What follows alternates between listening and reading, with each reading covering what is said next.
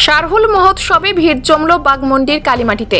পুরুলিয়ার বাগমুন্ডি ব্লকের মানভূম আদিবাসী ভূমিজ মুন্ডা কল্যাণ সমিতির পক্ষ থেকে কালীমাটি ভবানীবালা আদিবাসী বিদ্যাপীঠ ময়দানে পালিত হল শারহুল উৎসব।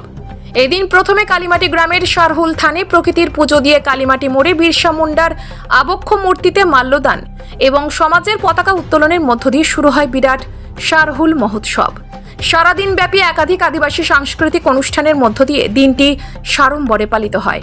অনুষ্ঠানের সঙ্গে এদিন সংগঠন থেকে শারহুল উৎসবে সরকারি ছুটির দাবি ওঠে। সংগঠন জানান, সব ধর্মের ছোট বড় উৎসবে সরকারি ছুটি দেওয়া হয়, কিন্তু আমাদের উৎসবে ছুটি থেকে আমরা বঞ্চিত। তাই সরকারের কাছে আবেদন, আগামী বছর থেকে সরকারি ছুটি যেন দেওয়া হয়। অনুষ্ঠানে উপস্থিত ছিলেন মানভূম আদিবাসী ভূমিজ মুন্ডা কল্যাণ সমিতির পুরুলিয়া জেলা কমিটির সম্পাদক বিশ্বনাথ সিং বাবু, বাগমুন্ডি ব্লক কমিটির সম্পাদক সুরেশ সিং বাবু, বাগমুন্ডি পঞ্চায়েত সমিতির প্রাক্তন সভাপতি অবনী সিং বাবু, অযোধ্যা পাহাড় থেকে অখিল সিং সর্দার, বুদ্ধেশ্বর সিং মুড়া, পঙ্কজ সিং বাবু সহ সংগঠনের অন্যান্যরা।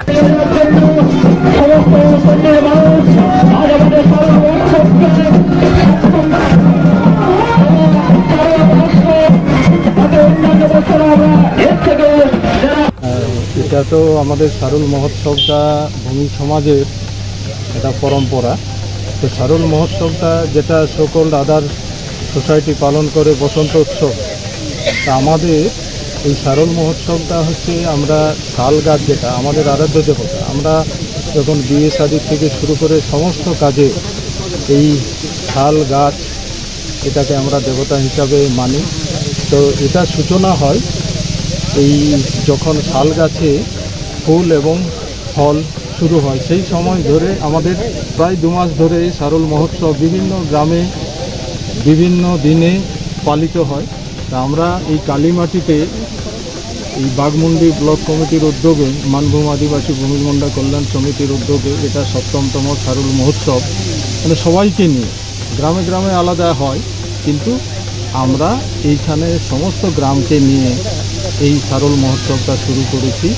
এবং এইটার উদ্দেশ্য হচ্ছে আমাদের যে যেমন আমরা সারা বছর সুরক্ষিত থাকতে পারি, তার সাথে আমাদের চাষবাসের সাথে আমরা যুক্ত, যাতে ফসল ভালো হয়, বৃষ্টি ভালো হয় এবং আমাদের যে অভাব অভিযোগ সেই কথাগুলো শারহুল মায়ের কাছে নিবেদন করি, যাতে করে আমরা এই বছরটা ভালোভাবে থাকতে পারি এবং চলতে পারি, সবার সাথে আত্মীয়তার বাঁধনে আমরা একত্রিত হতে পারি। এই কামনাটা রেখেই আমরা মূলত শারহুল মহোৎসবটা উদযাপন করি।